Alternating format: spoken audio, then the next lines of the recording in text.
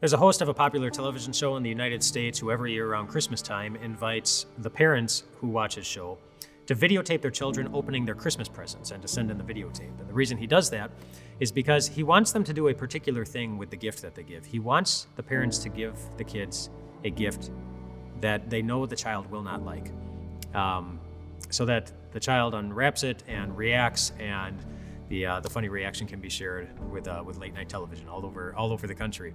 And so one parent who sent a video, wrapped up a rotten banana for their child. Another parent wrapped up a sponge. Another parent wrapped up some broccoli, and another one some carrots. And I bet you know how the kids reacted when they opened up those things.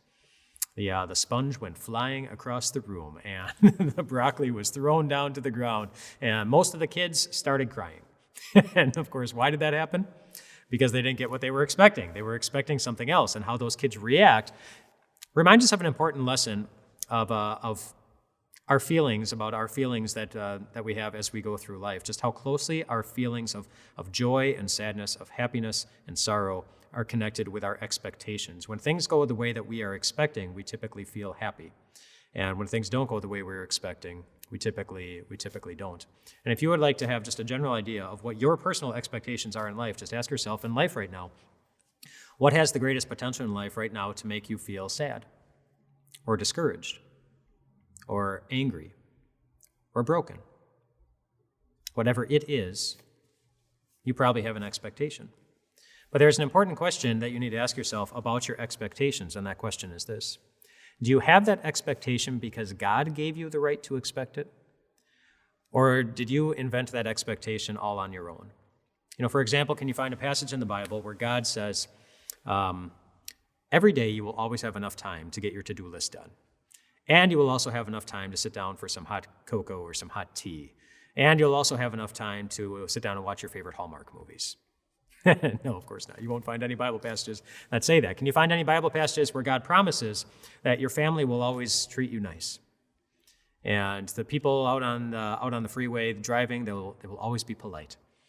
And the people that you work with, they will always take the time to think about how their actions and their words and their decisions will affect your peace of mind. No. No. God doesn't give us the right to expect any of those things. He does give us the right to expect certain things, however. One of our Time of Grace writers, in one of her blogs, she recently shared her least favorite promise that Jesus gives us in the Bible. Her least favorite promise that Jesus gives in the Bible. And you think about the promises that Jesus gives. I don't know that we often talk about our least favorite ones, but she wanted to share the least favorite promise that Jesus gives in the Bible, and it is this. It's the promise that in this world, you will have much trouble. That's what Jesus promised his disciples. In this world, you will have much trouble. That's what we have the right to expect, trouble. And as we look in the world, we see that it's full of trouble. It's full of pain, it's full of sorrow, it's full of sickness, it's full of sadness, it's full of heartbreak and heartache. It's full of things that constantly leave us asking why, or how is this going to end well? But it's full of trouble. And why is it full of trouble? The Bible is very clear in Romans chapter 8. It says that it's not just people who suffer. The whole world has been suffering. It talks about the whole world, all of creation has been groaning as if it's been in the pains of childbirth, and it will continue to do this. In other words, all of the world is suffering. Or to say it another way, earth is not heaven. Earth is not heaven. And it never will be.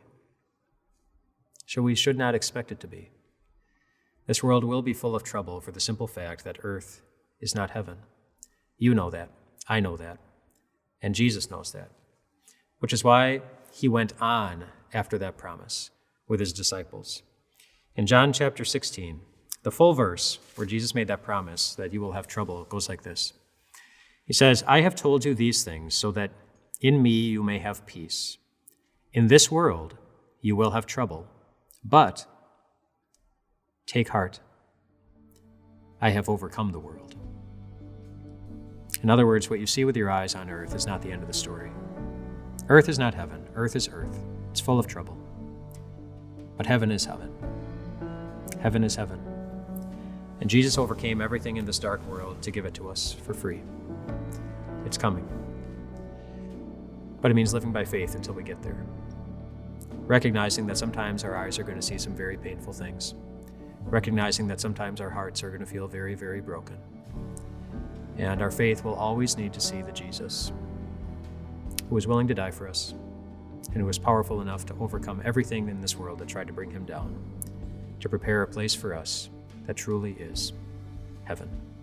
It's coming, and we live by faith until we get there.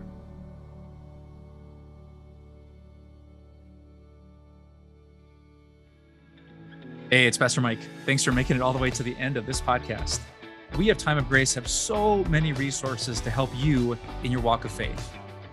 Whether it's our TV program, to our written devotions, Grace Talks video devotions, to podcasts, to more podcasts, to still other podcasts, to our blog, to countless books, we're working as hard as we can to help you stay connected to Jesus and his amazing grace.